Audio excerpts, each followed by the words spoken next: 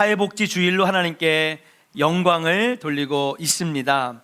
우리 오늘 말씀의 제목을 한번 같이 외쳐보겠습니다. 낮은 자를 찾아오신 예수님. 네, 오늘 말씀은 낮은 자를 찾아오신 예수님이라는 말씀으로 여러분과 은혜를 나누고 싶습니다. 오늘 본문에는 예루살렘의 한 지명의 이름이 나옵니다. 그곳의 이름은 베데스다인데요, 자비의 집이라는 뜻을 가지고 있습니다. 그런데 정말 자비가 없는 곳입니다. 베데스다 연못 사건의 이야기를 아시는 분들은 그 말에 공감하시지 않겠는가 생각을 해요. 베데스다에는 연못이 하나 있는데 이곳에 관한 전설 하나가 내려오고 있었습니다. 천사가 가끔 연못에 내려와 물을 움직이게 하는데 그 후에 가장 먼저 들어가면 어떤 병이든지 낫게 된다라고 하는 전설이 있었습니다. 그래서 베데스다 연못 주변에는요, 여러분, 병든 자들이 많이 몰려 있었습니다.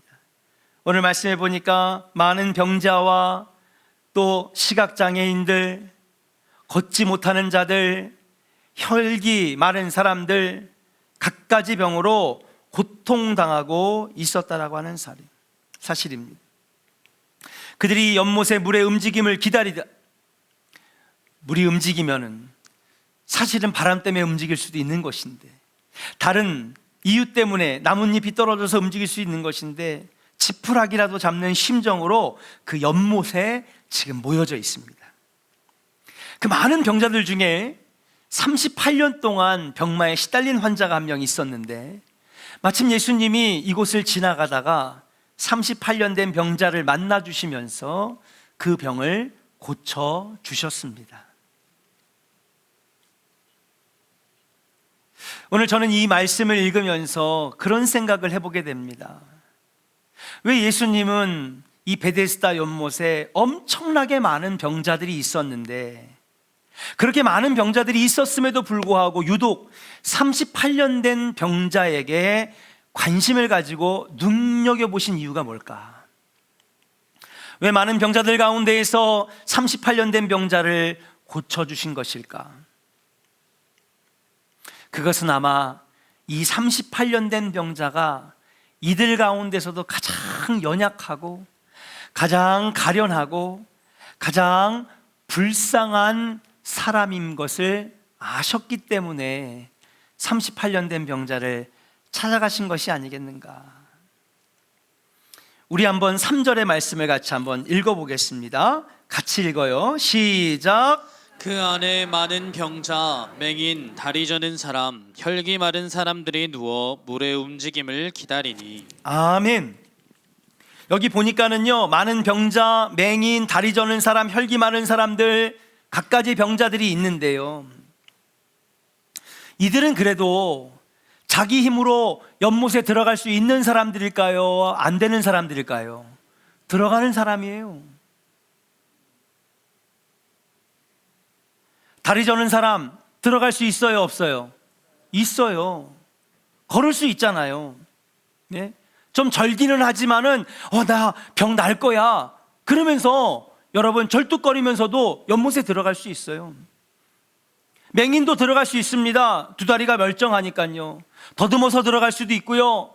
그 다음에 지팡이로 막 하면서, 아예 그냥 뭐라 그럴까요? 옆에 우물을 잡고 옆에 있었지 않았을까, 그런 생각도 해봅니다. 혈기 많은 사람들도 들어갈 수 있습니다. 그런데 이 38년 된 병자는요, 꼼짝도 못하는 사람이었습니다. 누군가가 도와줄 사람이 없으면, 넣어줄 사람이 없으면 여기를 아예 들어가는 거 시도조차 못하는 사람, 이 38년 된 병자는요, 죽음보다 더 심한 병으로 고생하고 있었다라고 하는 사실이에요. 이때 바로 예수님이 이 38년 된 병자에게 찾아오셨습니다. 예수님이 이 사람을 불쌍히 여기셨어요. 그렇다면 이 38년 된 병자가 불행한 이유, 불쌍한 이유는 무엇일까? 첫 번째로는 한번 따라 합시다. 자기 마음대로 움직일 수 없는 사람이었습니다. 자기 마음대로 움직일 수 없는 사람이었어요. 그러니까 고통스러웠습니다. 그가 10살의 병을 앓았다면 지금 몇 살입니까? 48살. 20살에 이 병을 앓았다면 58세, 조금 있으면 환갑을 맞이해야 되는 나이입니다. 평생 이 병으로 고생했습니다. 6개월 잠깐 아프고 수술한 게 아니라 2, 3년이 아니라 38년 동안 이 병으로 고생했다라고 하는 걸 생각해 보세요. 어떻게 보면 가장 가련하고 가장 불쌍한 사람이 아닐까. 그런데 여기서 한 가지 의문이 생깁니다. 이 사람의 이 베데스다 이야기를 볼 때에 여러분, 이름이 나와 있지 아니에요. 그를 어떻게 표현하느냐? 38년 된 병자라고 표현을 해요. 사도 요한은 이 요한복음의 저자인데 왜 그는 이 사람의 이름을 적지 않았을까? 38년 된 병자라고 기간을 정확하게 쓸 정도로 사도 요한은 이 사람을 잘 알았던 사람입니다. 여러분, 누가 아프대, 그 아픈 건 알아도 몇 년 동안 아팠는지는 알아요, 몰라요? 잘 모른단 말이에요. 근데 38년 동안 아팠다라고 하는 것은 이 사도 요한이 이 사람을 잘 알았다는 것이고, 특히 이 예루살렘의 유명한 병자였다라고 하는 것을 알 수 있어요. 그러면 그 정도면은 이름을 알 수 있지 않을까요? 근데 사도 요한은 이름을 쓰지 않았습니다. 왜 썼을까? 여러분, 항상 저자는요, 그 표현에는 의도를 가지고 있는 거예요. 글쓴이는 글을 쓸 때 어떤 의도를 가지고 있기 때문에 이름을 넣기보다는 38년 된 병자의 표현을 쓰게 된 것입니다. 그 이유가 뭘까? 이 책을 읽는 자들이 다 누구예요? 하나님을 모르는 사람들, 또 예수를 믿는 우리 같은 성도들. 이 38년 된 병자가 바로 너희들이라고 하는 것을 깨닫게 하기 위하여 넣은 것은 아닐까. 어쩌면 38년 된 병자가 우리 자신일지도 모릅니다. 38년 된 병자는요, 자기 마음대로 할 수 없는 사람이에요. 내가 하고 싶은 대로 할 수 없고요, 내 마음대로 나의 마음을 다스리지 못하고요, 의지대로 살지 못하게 하는, 정말 자기 마음대로 살 수 없는 그런 사람들, 그런 사람을 대표하는 표현이 38년 된 병자. 우리도 마찬가지잖아요.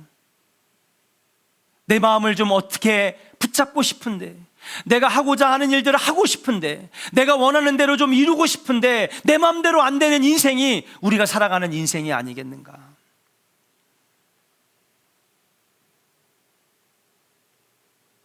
여기에 저의 이름을 한번 넣어봤어요. 이는 천사가 가끔 못에 내려와 물을 움직이게 하는데 움직인 후에 먼저 들어가는 자는 어떤 병에 걸렸든지 낫게 되밀어라. 거기 38해 된 서원석이 있더라.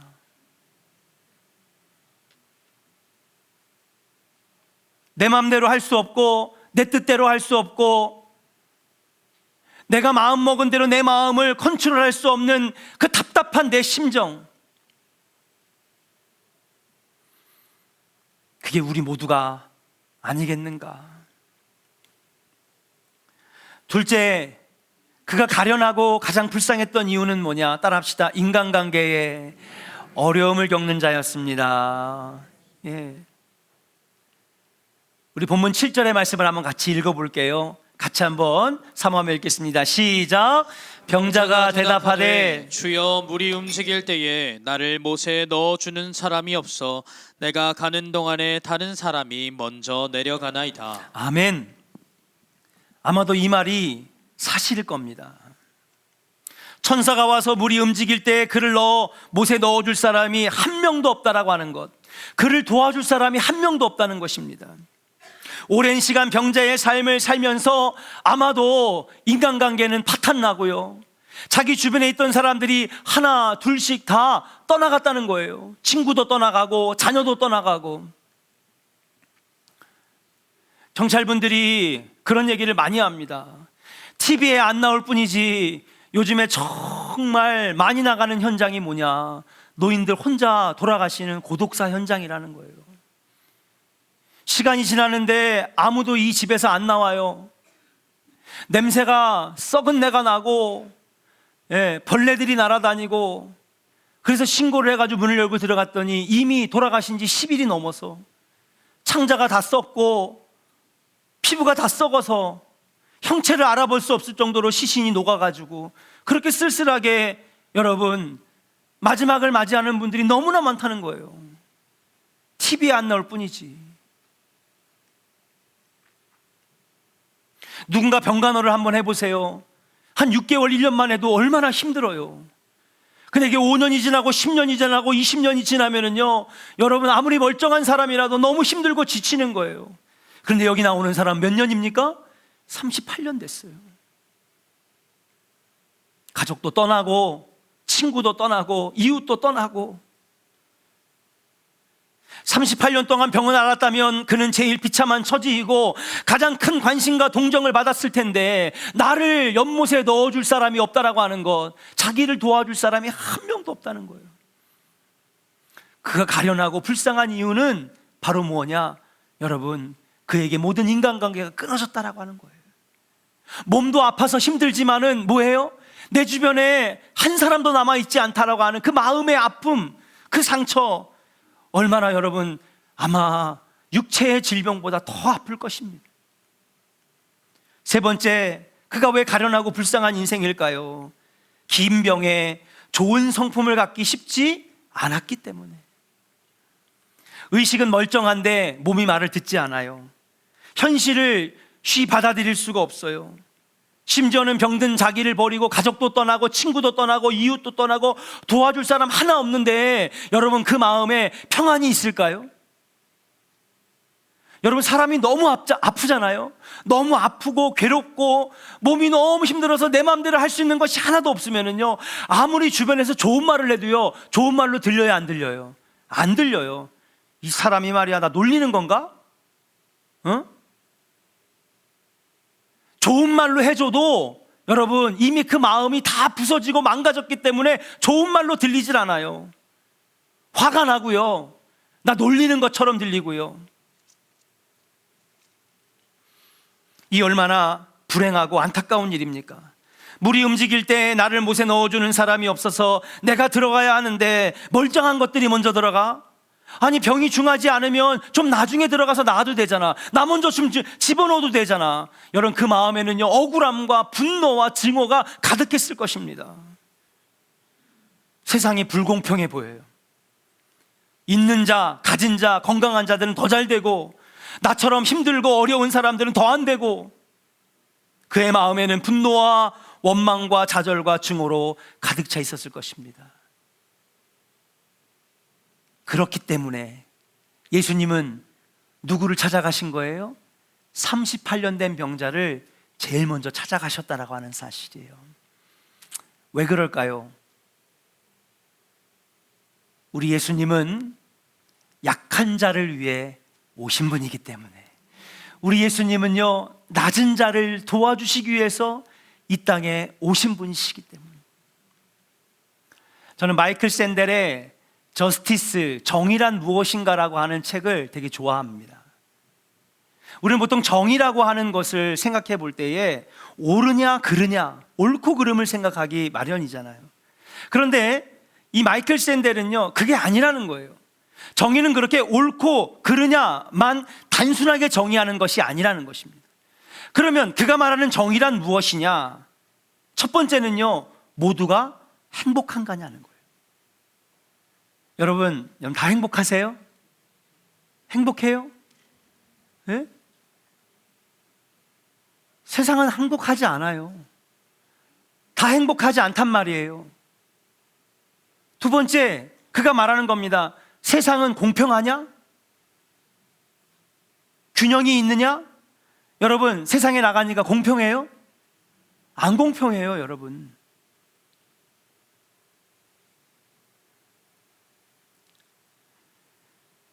교육기관에서 통계를 냈습니다.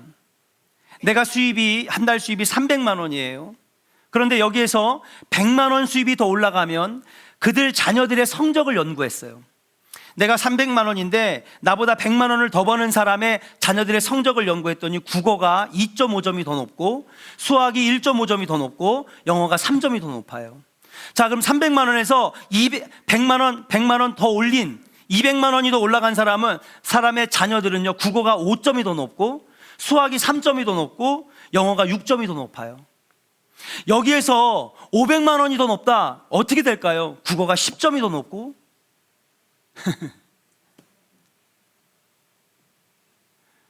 개천에서 용난다는 시절은 이미 끝났습니다. 출발 전부터가 틀린 거예요. 아무리 애를 써도 바뀌어지지가 않아요. MZ 애들이 왜 저러는지 이해해야 됩니다. 왜? 시작부터 흙을 물고 태어나가지고 아무리 발버둥을 쳐도 안 되니까 해서 뭐하냐? 집에서 게임이나 하자. 어? 결혼을 해서 뭐해? 앞이 암담한데. 세상은 불공평해요. 우리는 그것을 가지고 뭐라고 표현하냐면요, 부당하다, 불의하다라고 표현하는 거예요. 꼭 옳고 그름만이 정의가 아니라 과연 정의란 무엇이냐? 여러분, 행복해야 되고 공평해야 되고 균형이 있어야 되고, 근데 여러분, 세상은 그렇지 않다는 거예요. 1970년에 미국의 노동자 계급이 받는 월급과 상위 1%가 버는 임금의 차이가 30배였습니다. 그러니까 노동자가 한 달에 100만 원을 벌면은 상위 1%의 사람들은 얼마를 버는 거예요? 3천만 원을 버는 거예요. 그 뒤로 37년이 지난 다음에 2007년에 미국의 골드만삭스를 시작을 해서 금융위기가 세계를 덮쳤을 때에, 그때 수많은 미국의 정부가 수많은 기관과 많은 사람들에게 정부 보조금을 냈어요. 코로나를 터져서 코로나에서 엄청나게 막대한 돈을, 정부 지원금을 여러분 지원했습니다. 그러면 와, 정부가 나섰으니까, 공산주의는 아닌데, 사회주의는 아닌데 정부가 나가가지고 야, 이 불균형을 해소하자, 균형 잡힌 사회를 만들자 그랬는데, 여러분, 보란듯이 비웃듯이 어떻게 된지 아십니까? 노동자 계급이 받는 월급과 상위 1%에 받는 월급이 500배가 차이 났어요. 무려 40년 만에 30배의 월급에서 500배의 차이가 났습니다. 그럼 100만 원 받는 노동자의 이 사람과 상위 1%의 월급은 얼마예요? 100만 원과 5억인 거예요.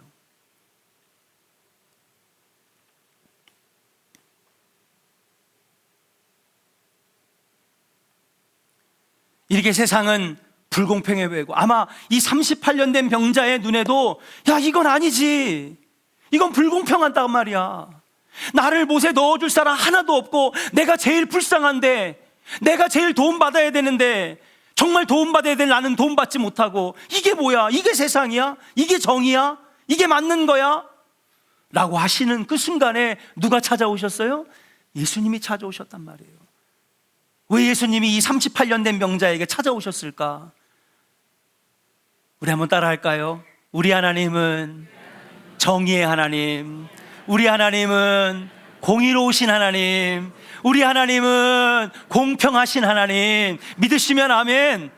우리 하나님은 정의로우신 하나님이에요. 우리 하나님은 공의로우신 하나님이에요. 우리 하나님은 공평하신 하나님이에요. 가장 불쌍한 자, 가장 연약한 자, 이 사람을 위해 가서 내가 낫고자 하느냐, 그의 병을 고쳐주셨다라고 하는 사실. 이렇게 불쌍하고 가장 불행한 이 사람에게 예수님이 찾아오셨습니다.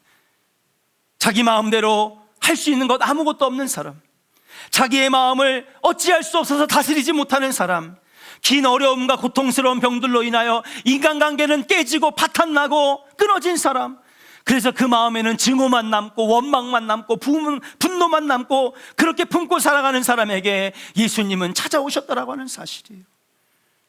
사랑하는 조은의 성도 여러분, 예수님은 친구 없는 자의 친구가 되어주시는 줄로 믿습니다. 아무 도움도 받지 못한 자의 조력자가 되어주시는 분이라는 사실이에요. 마태복음 8장 17절 우리 선포하며 읽겠습니다. 같이 한번 읽어봐요. 시작. 이는 선지자 이사야를 통하여 하신 말씀에 우리의 연약한 것을 친히 담당하시고 병을 짊어지셨도다 함을 이루려 하심이더라. 아멘. 예수님이 이렇게 하시는 이유가 뭐냐면요, 예수님은 약한 자를 돌보시고 병든 자를 고쳐주시기 위하여 이 땅에 오셨다라고 하는 사실이에요.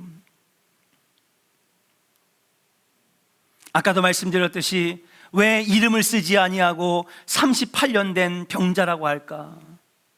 그게 지금 이 땅을 살고 있는 저와 우리들을 가리키는 것이 아니겠는가? 예수님은 동하지 않는 물을 기다리는 것이 쓸데없는 미신이라고 꾸짖지 않으셨어요. 그를 나무라지도 않으셨습니다. 예수님은 다만 그 사람을 도우실 뿐이었어요.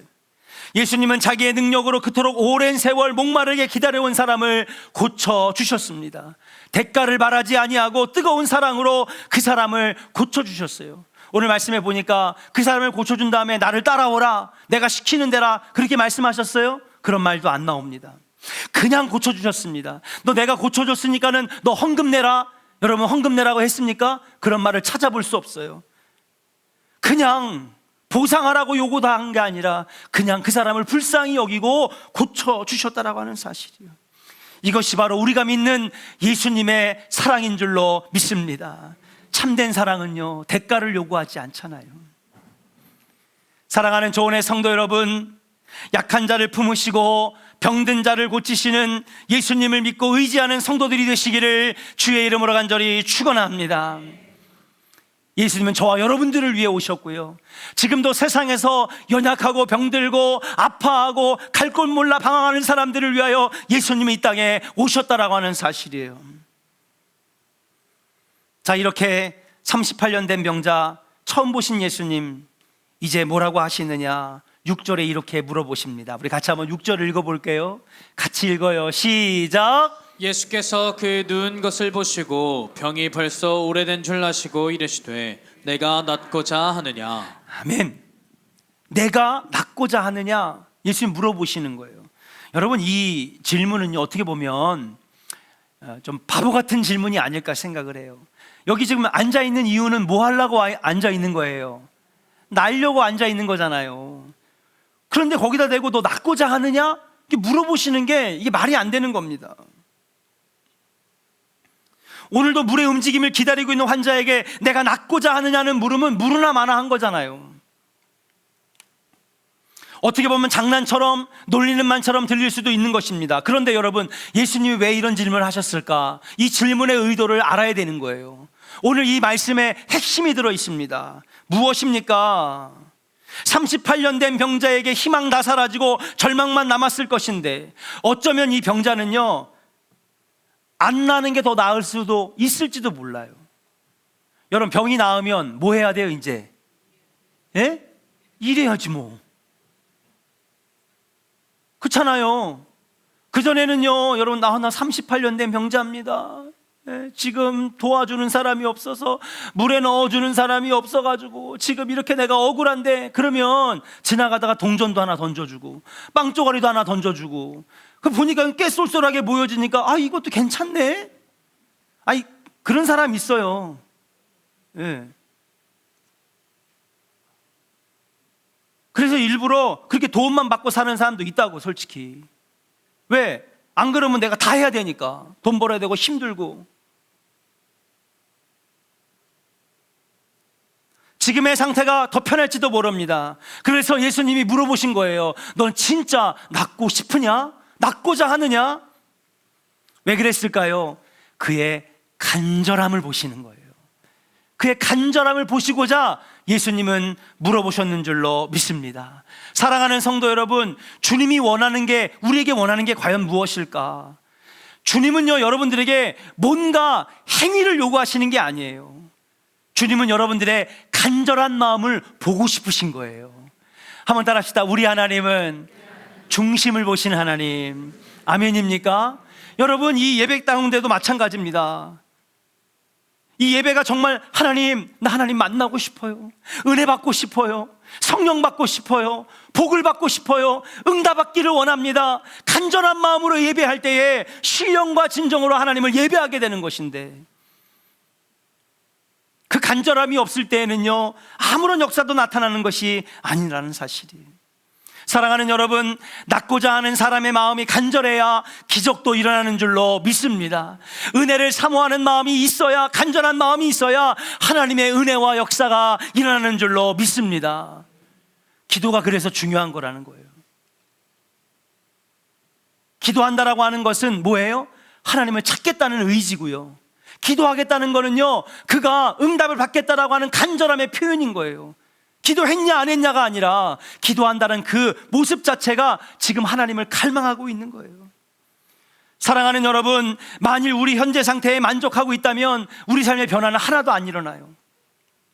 간절한 바람이 있을 때에 하나님의 은혜가 임하는 줄로 믿습니다. 예수님은 그에게 헌금 내라고도 안 했습니다. 나를 따라오라고도 말 안 했습니다. 예수님은 그에게 뭔가 대가를 바라지도 않았어요. 그러나 예수님이 원하시는 게 딱 하나 있었어요. 뭐예요? 간절함이에요. 목마른 사슴이 시냇물을 찾아 헤매듯이 내가 주를 찾기를 원하나이다 라고 하는 이 간절함, 그 간절함이 예수님의 능력의 손길을 펼치게 하셨는 줄로 믿습니다. 이 사람의 반응은 즉시 나타났어요. 자기는 병 고침 받을 능력이 없지만은 낫기를 원하는 마음을 표현합니다. 예수님의 능력을 받을 수 있는 가장 중요한 요소는 따라합시다. 은혜를 사모하는 간절함. 믿으시면 아멘. 그러니까 이가 이렇게 얘기를 해요. 우리가 7절 다시 한번 읽어볼게요. 7절 한번 읽어봅니다. 시작. 병자가 대답하되 주여 물이 움직일 때에 나를 못에 넣어주는 사람이 없어 내가 가는 동안에 다른 사람이 먼저 내려가나이다. 아멘. 자, 내가 낫고자 하느냐? 그러면 여러분 직설화법으로 어떻게 얘기하면 돼요? 네, 낫고 싶습니다. 이렇게 말하면 되잖아요. 그런데 7절에 물이 움직일 때 나를 도와주는 사람이 없어서 내가 낫지 못하고 딴 사람이 먼저 내려갑니다. 이걸 뭐라고 하냐? 애둘러 표현한다는 거예요. 그럼 어떻게 보면 이 말이 원망의 소리로 들릴 수도 있어요. 근데 한편으로 생각해 보면 간절함의 표현일 수도 있다라는 거예요. 왜 이렇게 얘기했을까? 그만큼 내가 너무너무 아쉽고 안타깝고 원망스럽고 정말 낫고 싶은데 너무 억울합니다, 예수님. 그런 표현인 거죠. 이걸 애둘러 돌려 말하는 표현이라고 얘기합니다. 충청도 분들이 이걸 참 잘하세요. 애둘러 얘기하는 거. 안면도 경찰서에서 여러분 안면도 대로변이 있는데 여기가 엄청나게 많은 사람들이 과속을 달려가지고요, 너무 교통사고가 많이 나니까 경찰서에서 현수막을 달았어요. 그 현수막을 달았어요. 그러면 우리는 보통 경기도에서는 뭐라고 써 있어요? 과속하지 마시오 이렇게 써 있잖아요. 그런데 거기에 현수막을 보니까 뭐라고 써 있냐면요, 그렇게 바쁘면 어제 오지 그랬슈. 그 얘기는 뭐예요? 과속하라는 거예요? 하지 말라는 거예요? 하지 말라는 거지.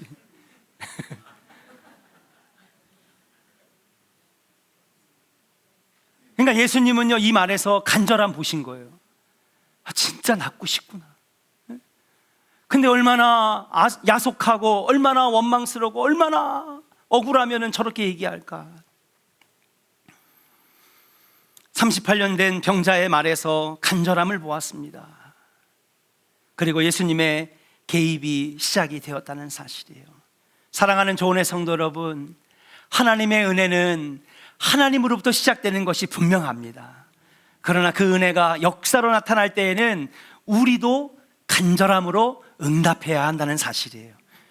주님은 이미 여러분들에게 은혜 주시기를 원하시고 복 주시기를 원하시고 준비하고 계시는데 우리가 찾지를 않아요.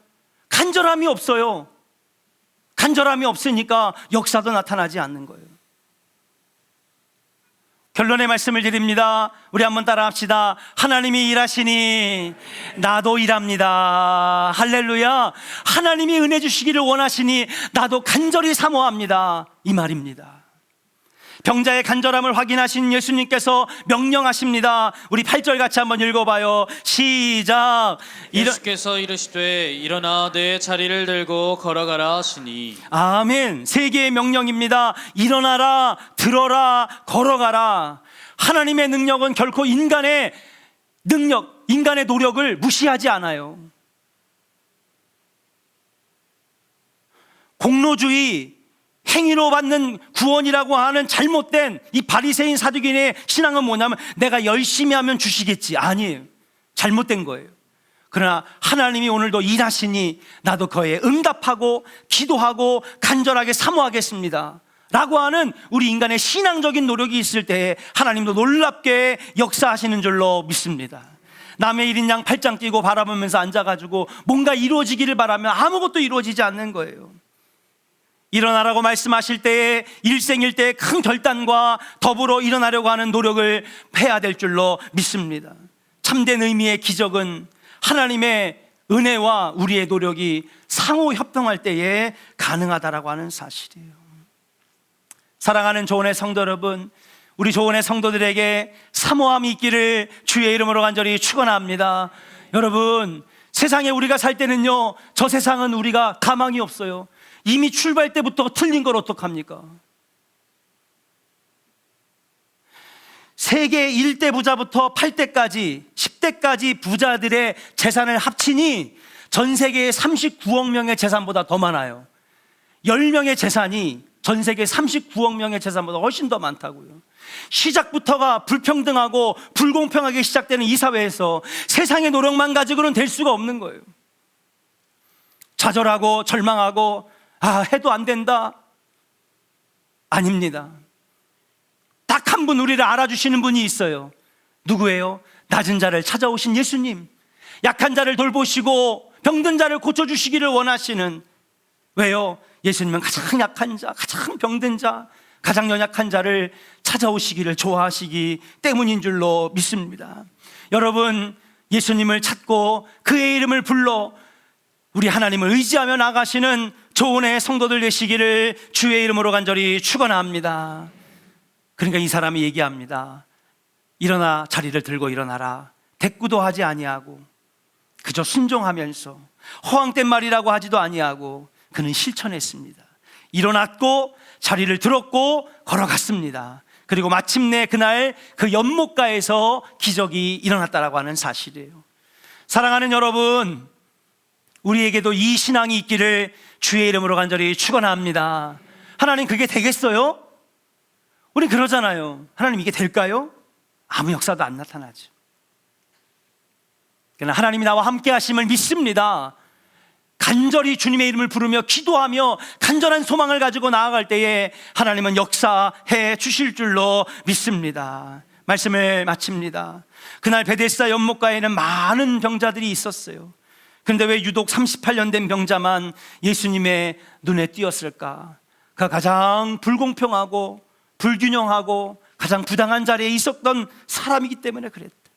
이처럼 우리 주님은 가장 낮은 자, 가장 가련하고 불쌍한 자, 타인에게 뿐만 아니라 자기 자신에게조차 소외당했던 사람들 찾아오시는 예수님이기 때문에, 그리고 그를 문제를 해결해 주시고 구원해 주셨다라고 하는 사실이, 오늘 예배하는 여러분 모두 약한 자를 돌보시고 병든 자를 고치시는 예수님 믿고 의지하시기를 주의 이름으로 간절히 축원합니다.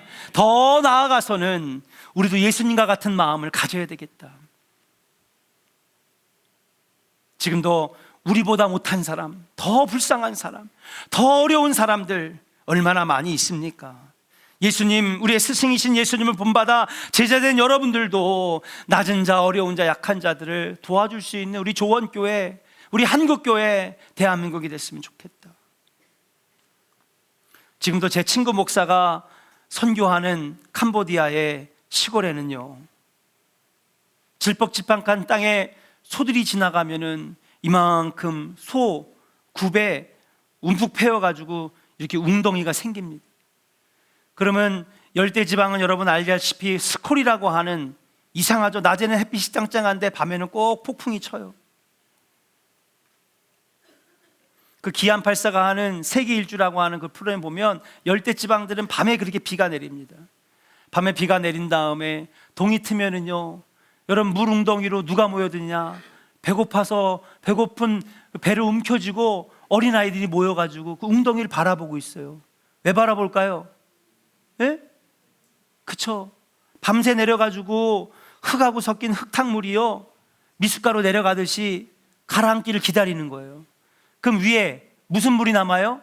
맑은 물 나오면 야, 이 됐다, 얼른 손으로 퍼가지고 마시는 게 하루의 시작입니다.